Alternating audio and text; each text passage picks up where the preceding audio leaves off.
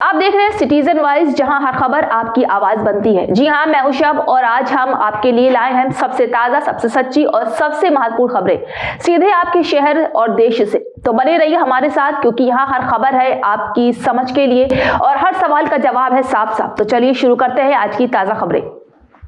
मुंबई के मुब्रा इलाके से जुड़ा सहर शेख कास्ट सर्टिफिकेट विवाद अब तूल पकड़ता जा रहा है। इस मामले में सहर शेख ने सामने आकर अपने ऊपर लगे आरोपों का जवाब दिया है।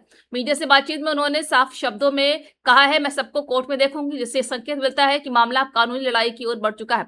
सहर शेख का कहना है कि उनके खिलाफ लगाए जा रहे आरोप पूरी तरह से निर्धार और राजनीतिक रूप से प्रेरित है। विवाद उस समय शुरू हुआ जब उनके प्रति प्रमाण पत्र को लेकर सवाल उठाए गए। कुछ विरोधी समूहों ने दस्तावेजों की वैधता पर संदेह जताते हुए जांच की मांग की है। हालांकि सहर शेख ने इन आरोपों को सिरे से खारिज करते हुए दावा किया है कि उनके सभी दस्तावेज पूरी तरह से वैध हैं और कानून के तहत बनाए गए हैं। उन्होंने ये भी कहा है कि उनकी छवि को नुकसान पहुंचाने के लिए जानबूझकर ये मुद्दा उठाया जा रहा है। से देखते हैं इस एलिगेशन को, क्या कुछ कहना चाहेंगे?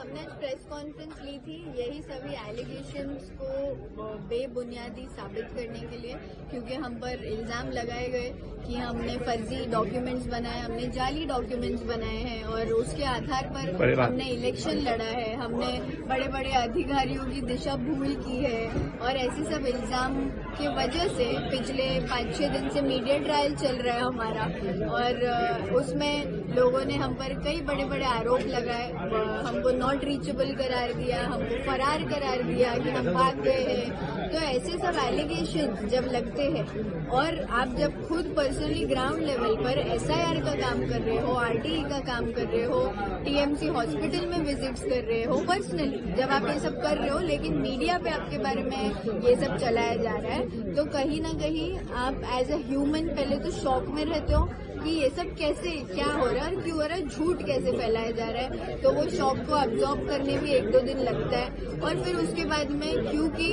हम संविधान को मानने वाले लोग हैं, हम देश के न्याय सिस्टम पर भरोसा रखते हैं, हमारा लॉ जो है उस पर हम भरोसा रखते हैं, तो हम हमारी लड़ाई लीगली लड़ने में बिलीव करते हैं। तो हमने ये लड़ाई लीगली लड़ने की वजह से हमारे जो प्रोसीडिंग्स चल रहे थे उसको टाइम देते हुए हमने मीडिया को होल्ड पे रखा, क्योंकि मीडिया में जो लोग पेड पीआर करके हमको डिफेम करने की कोशिश कर रहे थे वो ऑलरेडी हमारे न्यूज मीडिया में चला रहे थे।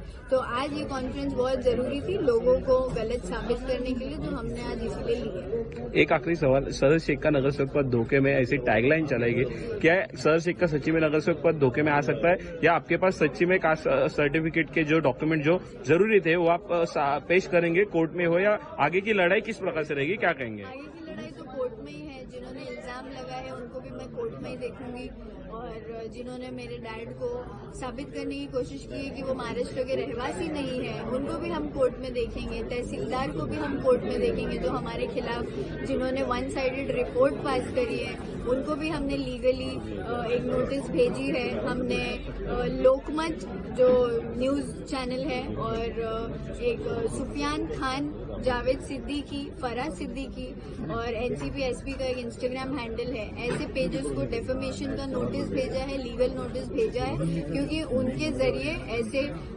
फोटोज और बैनर्स चलाए गए जिसपे मेरे फोटोज यूज किए गए और जो कि क्लियरली एक पॉलिटिकल प्रोपेगेंडा है। ये लोगों को दिख रहा है, ये इलेक्शन जीतने के बाद की जो इनसे हार बर्दाश्त नहीं हुई है इनकी, इसीलिए